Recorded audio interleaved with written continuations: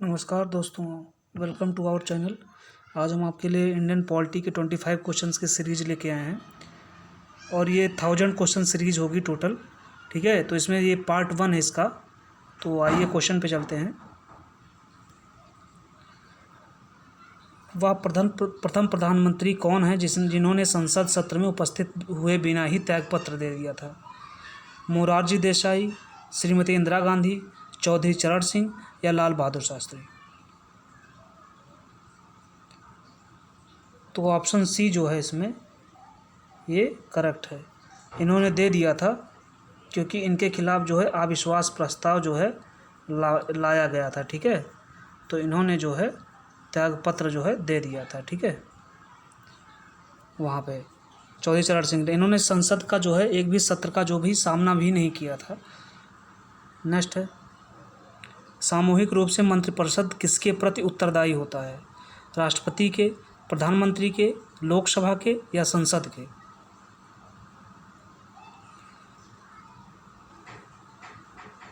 तो दोस्तों, सामूहिक रूप से मंत्रिपरिषद जो है ये लोकसभा के प्रति जो है उत्तरदायी होता है।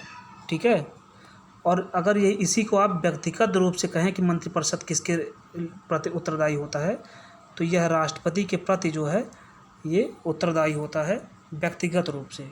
ठीक है, तो आप इसको याद कर लीजिएगा। और जो इम्पोर्टेंट क्वेश्चन भी हैं, ये जितने मैंने डाले हैं सारे इम्पोर्टेंट हैं और आए हुए क्वेश्चन हैं एग्जाम में। तो मंत्रिपरिषद सामूहिक रूप से लोकसभा के प्रति उत्तरदायी होता है और व्यक्तिगत रूप से राष्ट्रपति के प्रति, क्योंकि ये राष्ट्रपति के प्रसाद पर्यंत ही काम करते हैं। नेक्स्ट है, निम्नलिखित में से किस याचिका का शाब्दिक अर्थ होता है हम आदेश देते हैं? बंदी प्रत्यक्षीकरण, परमादेश, अधिकार प्रेच्छा या उत्प्रेषण? आप जानते हैं याचिका जो रिट जो है जारी करने का, जो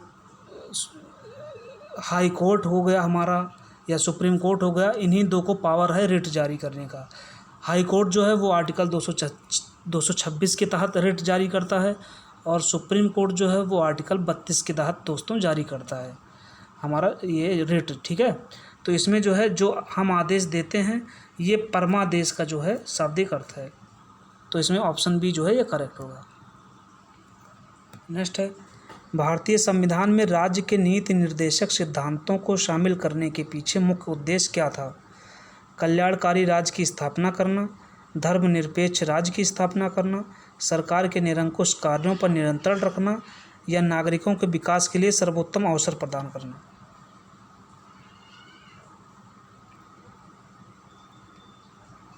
तो दोस्तों, इसमें ऑप्शन ए जो है वो करेक्ट है आपका। जो नीति निर्देशक तत्व हैं हमारी डीपीएसपी, उसका जो उद्देश्य है ये है कल्याणकारी राज्य की स्थापना करना। नेक्स्ट है, ऐसे प्रथम प्रधानमंत्री जिनके विरुद्ध लोकसभा में अविश्वास प्रस्ताव लाया गया निम्नलिखित में से कौन है? जवाहरलाल नेहरू जी, मोरारजी देसाई, इंदिरा गांधी या लाल बहादुर शास्त्री?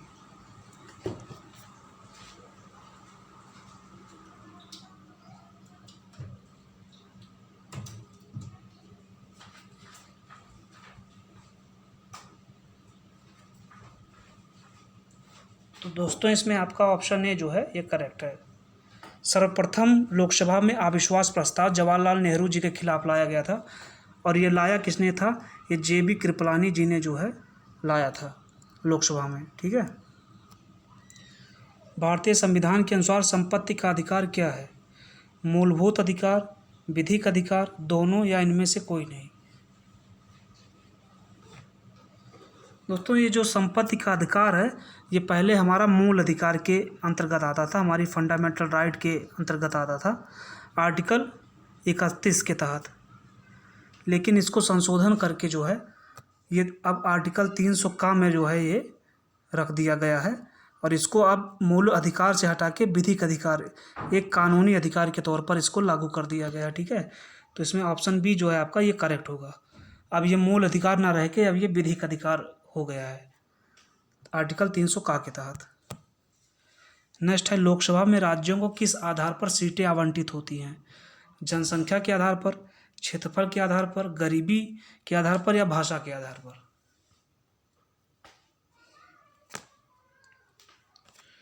तो दोस्तों, जो लोकसभा में राज्यों में सीटों का आवंटन होता है वो जनसंख्या के आधार पर होता है। ऑप्शन ए यहाँ पे करेक्ट है।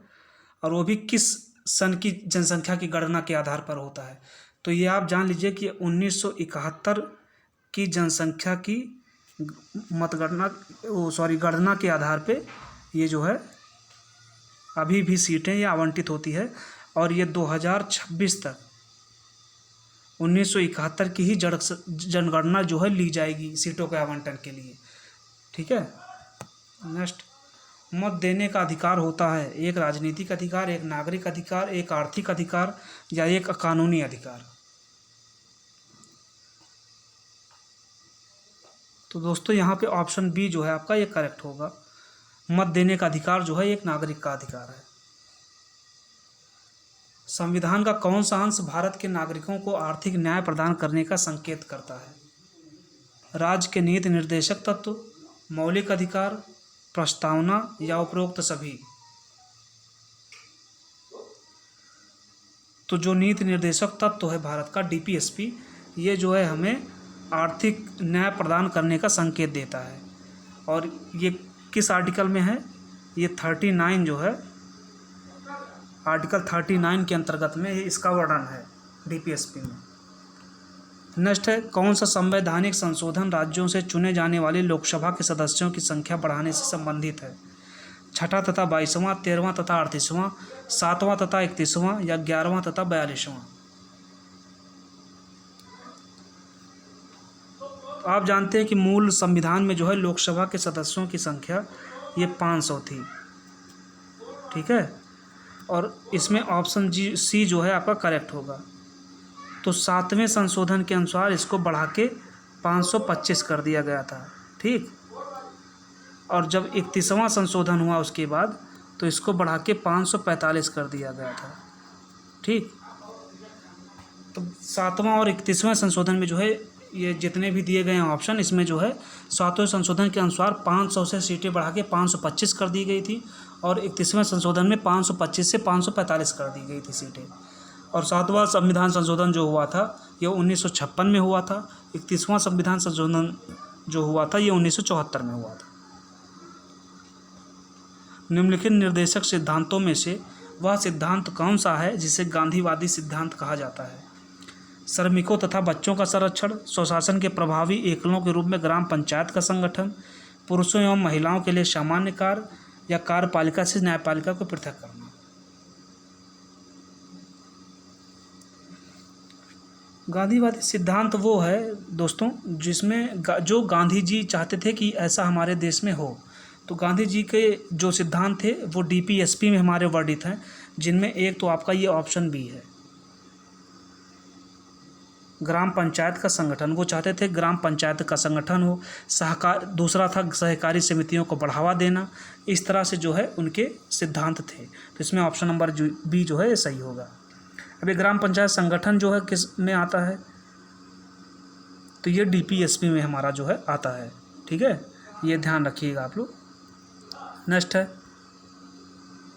भारत के किस राज्य में समान नागरिक संहिता लागू है? मेघालय, केरल, हरियाणा या गोवा? तो समान नागरिक संहिता जो है ये आपकी आर्टिकल 44 में है, DPSP में, राज्य के नीति निर्देशक तत्वों में। ये आर्टिकल 44 में है समान नागरिक संहिता। और ये सिर्फ भारत में सिर्फ एक प्रदेश में लागू है, वो है ऑप्शन डी आपका गोवा। ठीक है। नेक्स्ट है, संघ लोक सेवा आयोग के अध्यक्ष को कौन नियुक्त करता है? प्रधानमंत्री, राष्ट्रपति या CJI सर्वोच्च न्यायालय के न्यायाधीश या उच्च न्यायालय के न्यायाधीश? संघ लोक सेवा आयोग मतलब आपका UPSC, union public service commission के चेयरमैन कौन नियुक्त करता है? तो इसमें ऑप्शन नंबर बी जो है भारत के राष्ट्रपति जो है इनकी नियुक्ति करते हैं।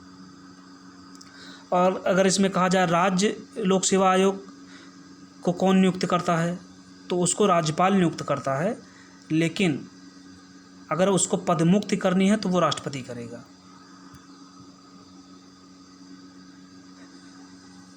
निम्नलिखित में से कौन भारत में वित्तीय आपात घोषित करता है? भारत के प्रधानमंत्री, राष्ट्रपति, सर्वोच्च न्यायालय के न्यायाधीश या उच्च न्यायालय के न्यायाधीश? आप जानते हैं कि आपातकाल जो है वो 3 तरह का होता है। एक राष्ट्रीय आपातकाल, नेशनल इमरजेंसी जिसको बोलते हैं, आर्टिकल 352 में है। आर्टिकल 356 प्लस 365 अगर आप मिला दें तो ये संवैधानिक आपातकाल या राष्ट्रपति शासन इसको बोलते हैं, ये दूसरा हो गया। तीसरा है आपका वित्तीय आपातकाल जो आर्टिकल 360 में है। और इन तीनों आपातकाल की जो उद्घोषणा करता है ये राष्ट्रपति करते हैं, ठीक है। तो इसमें ऑप्शन नंबर बी जो है ये राइट है। और ये भी आप जान लें कि भारत में वित्तीय आपातकाल जो है एक भी बार अभी तक नहीं लगा है। नेक्स्ट है लोकसभा के कम से कम कितने सत्र बुलाए जाते हैं? वर्ष में 1 बार, वर्ष में 2 बार, वर्ष में 3 बार या वर्ष में 4 बार? तो इसमें जो है ऑप्शन नंबर बी है आपका करेक्ट है। लोकसभा के कम से कम एक साल में 2 सत्र बुलाए जा सकते हैं, ठीक है। वो भी 6-6 महीने के अंतराल पे हो सकता है। निम्नलिखित में से कौन राष्ट्रपति के चुनाव में हिस्सा नहीं लेते हैं? दोनों सदनों के चुने हुए सदस्य, विधानसभा के चुने हुए सदस्य, दिल्ली तथा पुडुचेरी विधानसभा के चुने हुए सदस्य या विधानसभा के नामांकित किए गए सदस्य? तो इसमें आपका जो है ऑप्शन डी जो है ये राइट है। किसी भी विधानसभा या संसद का कोई भी नॉमिनेटेड जो पर्सन है, नॉमिनेटेड मेंबर है या मनोनीत कह सकते हैं, नामांकित सदस्य जो है वो राष्ट्रपति के चुनाव में वोटिंग नहीं करेगा, वो चाहे विधानसभा का हो चाहे संसद का हो, ठीक है। नेक्स्ट है सिर्फ निर्वाचित ही करेंगे। मूल अधिकारों को सर्वप्रथम किस देश में संवैधानिक मान्यता प्रदान की गई? भारत, संयुक्त राज्य अमेरिका, फ्रांस या ब्रिटेन? तो दोस्तों मूल अधिकार जो था इसका सर्वप्रथम जो वर्णन किया गया है, सर्वप्रथम जिसने इसकी घोषणा की वो इंग्लैंड को कहा जाता है। जो इंग्लैंड के किंग थे उन्होंने अपने घोषणा पत्र में, जिसको मैग्ना कार्टा कहा गया, ये आप ध्यान रखिएगा कि जो मूल अधिकार है इसको संविधान का मैग्ना कार्टा भी कहा जाता है। तो मैग्ना कार्टा का मतलब होता है घोषणा पत्र। तो जो वहाँ के किंग थे उन्होंने अपने घोषणा पत्र में सर्वप्रथम जो उल्लेख किया था वो मूल अधिकार का उन्होंने ही किया था, लेकिन ये संविधान में उन्होंने कहीं वर्णित नहीं किया था सर्वप्रथम। तो इसको संविधान में सबसे पहले वर्णित करने वाला जो देश है वो है संयुक्त राज्य अमेरिका, जिसने इसको सर्वप्रथम संविधान में स्थान दिया। नेक्स्ट है राष्ट्रपति के चुनाव के लिए निर्वाचक मंडल में कौन से सदस्य होते हैं? संसद के सभी सदस्य तथा विधानसभाओं तथा परिषदों के सभी सदस्य, या ऑप्शन बी है संसद के दोनों सदनों तथा विधानसभाओं के निर्वाचित सदस्य, ऑप्शन सी है संसद के दोनों सदनों के सभी सदस्य, या संसद के दोनों सदनों के सभी निर्वाचित सदस्य। तो इसमें आपका ऑप्शन बी जो है ये करेक्ट है। संसद और विधानसभाओं के निर्वाचित सदस्य जो है ये राष्ट्रपति का चुनाव करते हैं, ठीक है। और राष्ट्रपति का चुनाव जो है वो एकल संगणनीय मत के द्वारा, आनुपातिक पद्धति के द्वारा होता है, जिसमें वरीयता क्रम दिया जाता है। ऐसा नहीं कि आप एक पर्सन को वोट डाल दीजिए, इसमें वरीयता क्रम के आधार पे 1, 2, 3 इस तरह करके जितने भी उम्मीदवार खड़े रहते हैं उनको वरीयता क्रम दिया जाता है। नेक्स्ट है शराबबंदी संविधान की किस धारा नहीं कहेंगे यहाँ पे, ये मूल विधि का पार्ट आ जाता है, ये अनुच्छेद यहाँ पे कहेंगे, इसको आप अनुच्छेद कहिएगा। किस अनुच्छेद में निर्देशित है? अनुच्छेद 47 में, अनुच्छेद 37 में, या अनुच्छेद 50 में, या अनुच्छेद 48 में?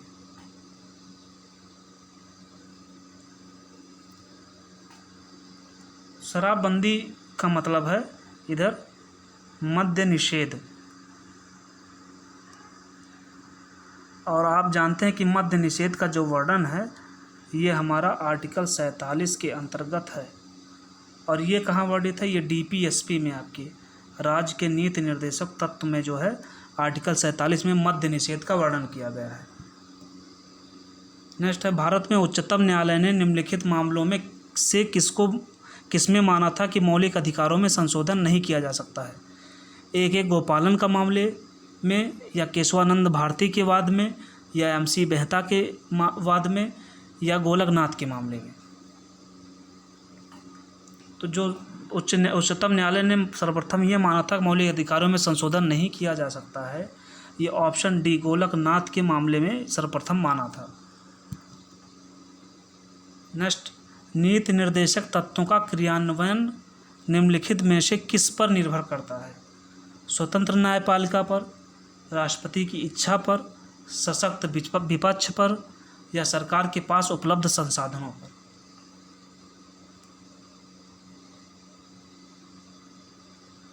तो आप ये जान लीजिए निर्देशक तत्व में जितने भी टॉपिक हैं, जो भी आर्टिकल्स हैं, उसमें सरकार पर उन टॉपिकों के तहत जो भी नीति निर्देशक तत्व में आते हैं, किसी भी टॉपिक पे न्यायालय में वाद नहीं दायर किया जा सकता है कि या सरकार को मजबूर नहीं किया जा सकता है कि सरकार उसको करे ही। वो सरकार की नैतिक जिम्मेदारी है, ना कि आपकी विधिक जिम्मेदारी। आप उसको कानूनी तौर पे नहीं कह सकते, सरकार जो है उसको सरकार को करना ही चाहिए। सरकार अगर एक कल्याणकारी राज्य की स्थापना करना चाहता है तो वो उसको करेगा, वो उसकी नैतिक जिम्मेदारी है। तो इसमें जो है ऑप्शन डी जो है ये सही है, सरकार के पास उपलब्ध संसाधनों पर इसका जो है क्रियान्वयन होगा। और ये जो मैंने अभी बताया, ये इसके जो है आर्टिकल 37 में जो है इसको उल्लेखित किया गया है कि आप इसको न्यायालय में दायर नहीं कर, कोई भी वाद इसके प्रति जो है दायर नहीं कर सकते स्टेट के प्रति। ठीक है, आर्टिकल 37 आप DPSP में देख सकते हैं। नेक्स्ट है क्वेश्चन, किसी अर्ध न्यायिक या सार्वजनिक अधिकारी को अपनी अनिवार्य कर्तव्य के लिए मजबूर करने के उद्देश्य से उच्चतम न्यायालय द्वारा जारी की गई रिट होती है? अधिकार प्रेक्षा, परमादेश, उत्प्रेषण लेख या निषेध।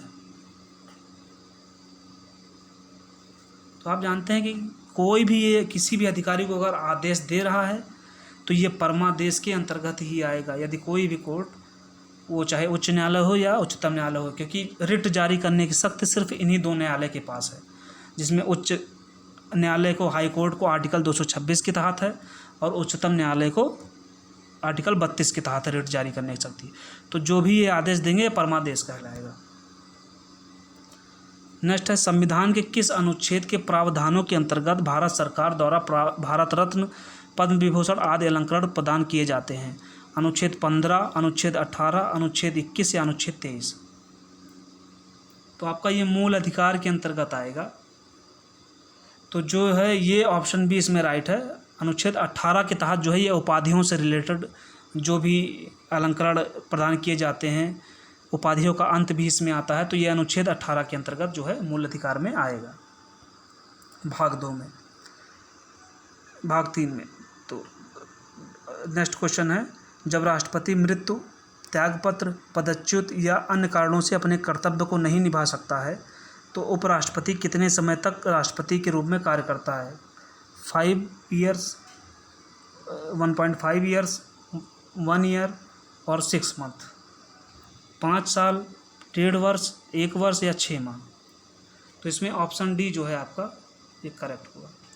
और उपराष्ट्रपति जो है ये सिर्फ 6 माह तक जो है राष्ट्रपति के रूप में कार्य कर सकता है। अगर ऐसी कोई कंडीशन आती है, मृत्यु, त्यागपत्र या पदच्युत या अन्य कारण कोई हो जाए, तो सिर्फ 6 महीने तक काम कर सकता है राष्ट्रपति के स्थान पे, और उससे पहले ही चुनाव करा लिया जाएगा। और जो चुनाव कराया जाएगा उस पर जो राष्ट्रपति आसीन होगा वो नेक्स्ट 5 ईयर्स के लिए जो है माना जाएगा। तो यहीं पे आपके 25 क्वेश्चन की सीरीज कंप्लीट हुई। अगर आपको अच्छा लगा हो तो लाइक एंड सब्सक्राइब कीजिएगा। Okay, thanks for watching.